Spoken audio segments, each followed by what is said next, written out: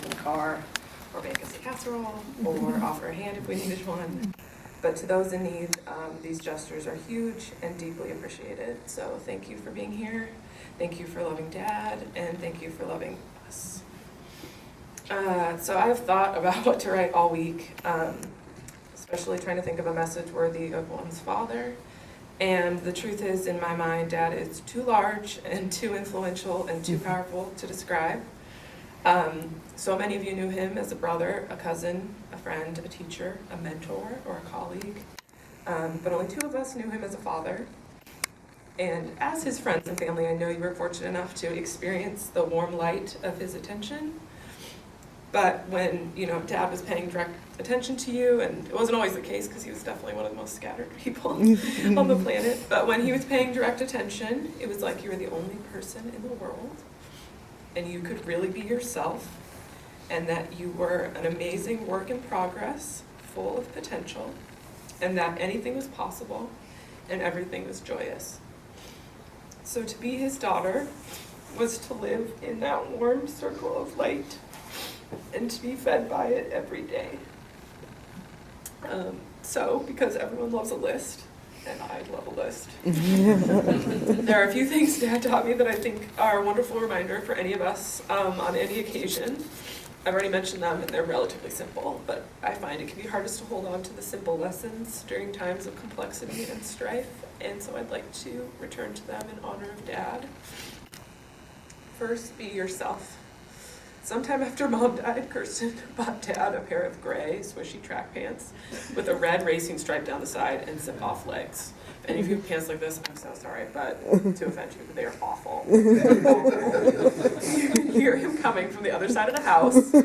He always wore them pulled up all the way over his stomach. And they taunted you by the fact that despite being the ugliest pants on the planet, they had the potential of also becoming the ugliest shorts. So imagine me, a teenager, trying to negotiate these pants. I couldn't. They were mortifying. So I gave them to Goodwill. I didn't tell him. And for years, literally years afterwards, Dad would ask me about these pants. Have you seen those gray pants? Where are my pants? Did you throw away my pants? And I'd say, oh, I have no idea. And no, I didn't throw them away. So, in hindsight, to be surrounded by Dad was to be in the presence of someone who was always, despite others, himself. I personally find this lesson very hard to hold on to. I'm constantly nudged by internal forces telling me to be something else, someone else, with the hopes of being as inoffensive and as likable as possible. And to imagine that in those unseen corners and conversations where you aren't present, someone is saying, oh, so-and-so, she always said the right thing at the right time. It's much better to have those people remember you for always being yourself. And I'm thankful for Dad for that reminder. Second, ever since I can remember, I've wanted to go to Stanford and to become a lawyer.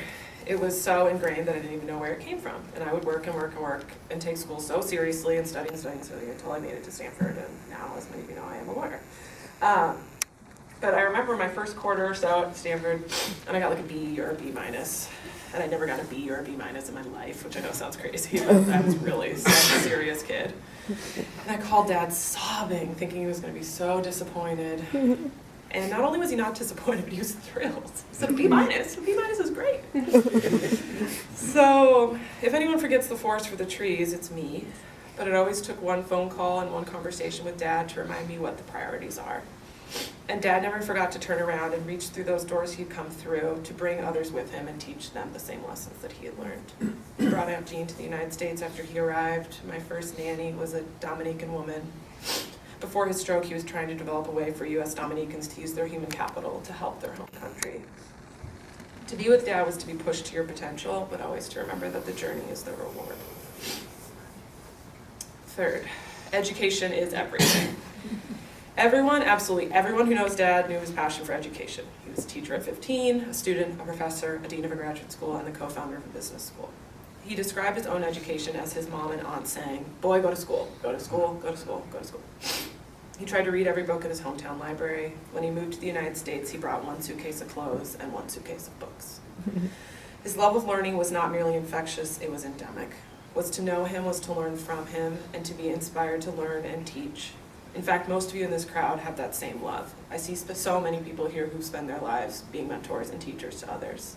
Know that you are a gift to so many people, and that Dad grew from you just as you grew from him, and he was always profoundly moved by his friends.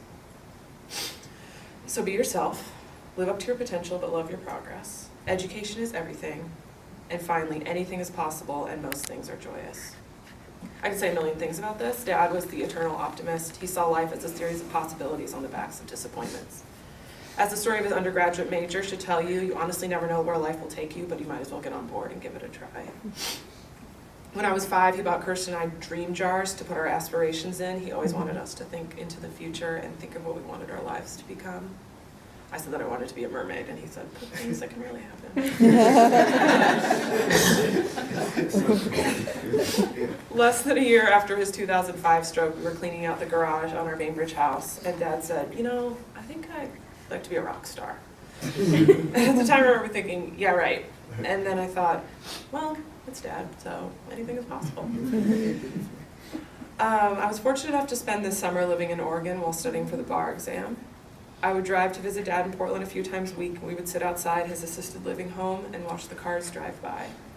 He would say things like, it's amazing what a stroke can do to you, Chadé, and tell me stories about growing up in the Caribbean.